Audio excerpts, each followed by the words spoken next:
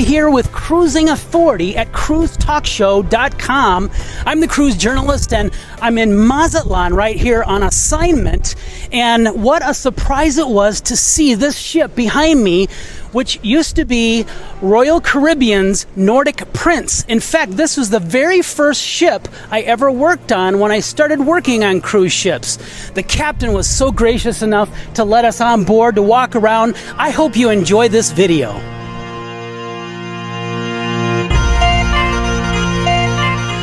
My first cruise ship contract was with Royal Caribbean aboard the Nordic Prince, which cruised round trip from New York to Bermuda. I signed on to the Nordic Prince June 10th, 1989, and made my way up the gangway for the first time as a member of the cruise staff. As soon as I boarded the ship, I met my roommate and was escorted to my room to change into my Royal Caribbean uniform whites. The Nordic Prince was an interesting ship to work on, built in 1971 as one of the first purpose-built cruise ships in the Royal Caribbean fleet, which included two sister ships, the Song of Norway and the Sun Viking. Royal Caribbean Cruise Lines was a big hit, and they needed more beds, so in 1980, the Nordic Prince was cut in half.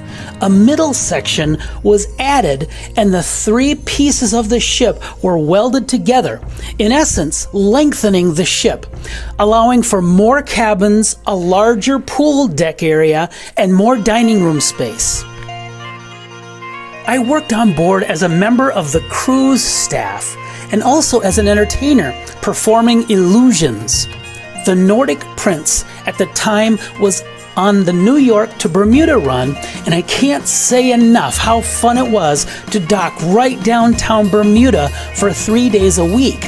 I had a blast exploring the island, going to the beach, and I visited many of the other classic ships that docked in Bermuda. This past June 2013, my wife and I visited Mazatlan, and I immediately recognized the lonely ship docked in port, the Ocean Star Pacific. Royal Caribbean retired the Nordic Prince and sold her to Sun Cruises in 1995, where she was renamed the Carousel. In 2004, the Carousel was sold to Lewis Cruise Lines, and in 2005, she was renamed the Aquamarine. She changed hands a few times and was called the Ariel in 2006, then back to the Aquamarine again in 2008. Finally, in 2010, she changed hands again and was deployed into the Mexican market and renamed the Ocean Star Pacific. Poor Ocean Star Pacific had some mechanical problems, including a fire in 2011, which eventually led to the ship being laid up and docked for over 18 months in Mazatlan.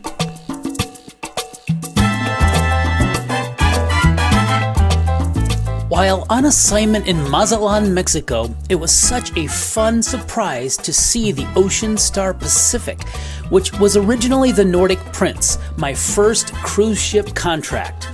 The ship has been docked idle in Mazatlan for 18 months, with no power and no electricity, so inside the ship was dark and hot because there was no air conditioning.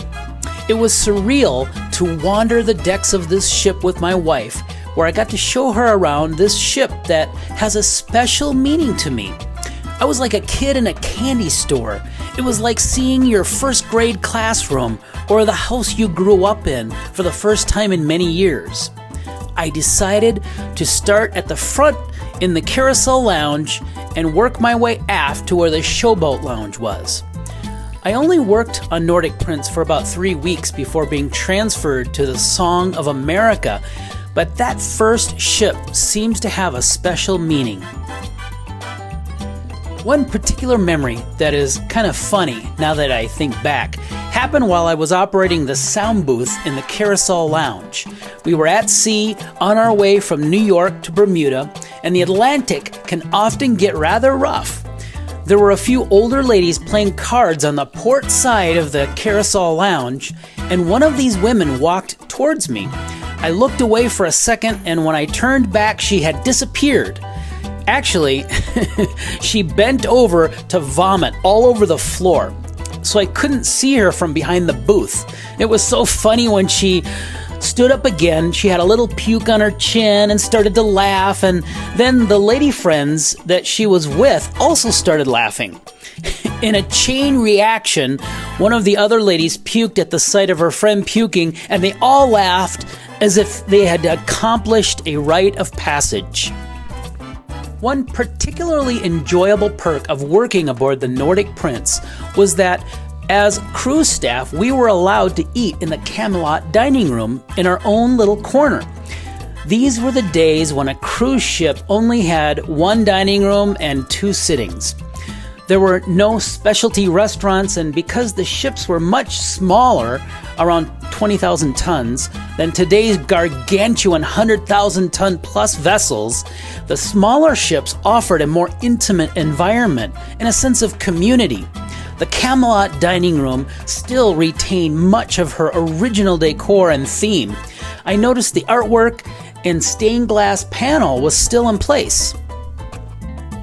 I made my way aft on the starboard side corridor, which was originally the Casino Royale, and now had a Ben & Jerry's ice cream shop. The casino was moved up to where the Midsummer Night's Lounge was on the promenade deck. Moving aft on the restaurant deck past the Ben & Jerry's ice cream shop, towards the Showboat Lounge, I noticed the forward-facing part of the Showboat Lounge was now converted to a charming pub with wood furniture and a classic pub look. All the chairs were piled onto the dance floor in the slightly smaller Showboat Lounge. From the restaurant deck, we made our way up to the promenade deck where the Midsummer Night's Lounge was. It looks as if this lounge, too, was divided into two separate rooms.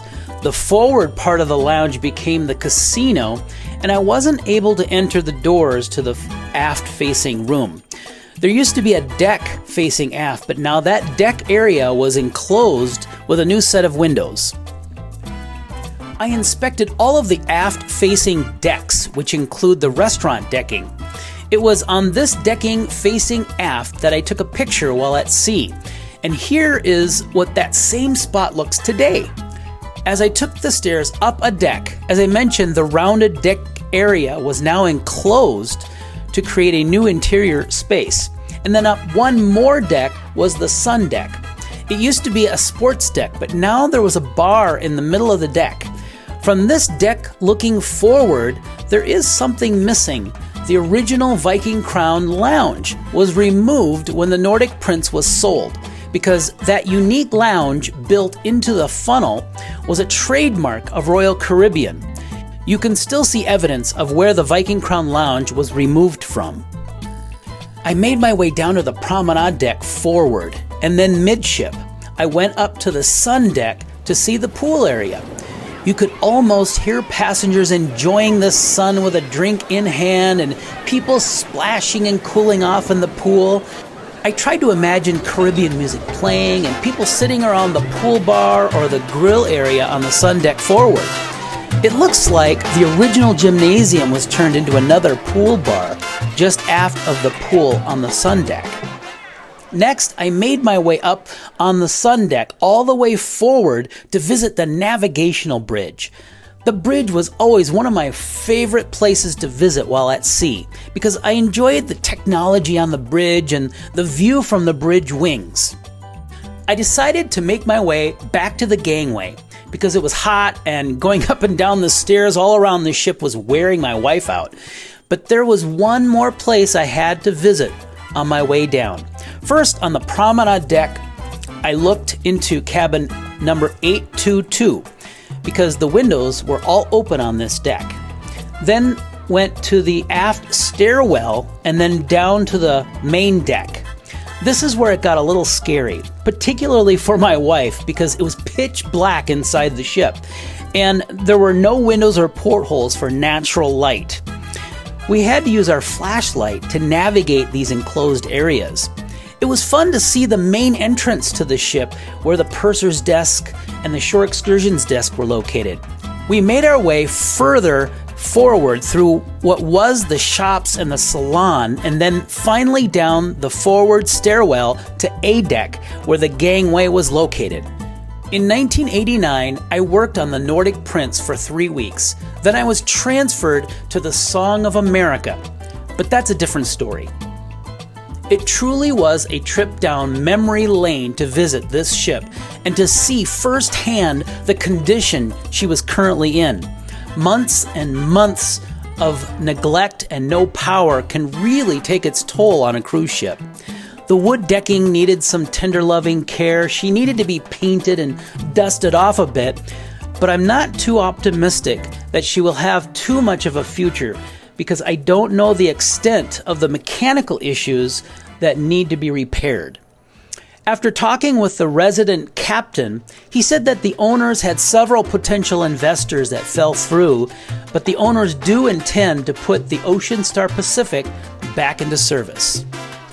Thank you for watching this inspection of the Ocean Star Pacific. Please subscribe to our YouTube channel and visit our main website at www.cruisetalkshow.com. Until next time, I want to wish you smooth seas.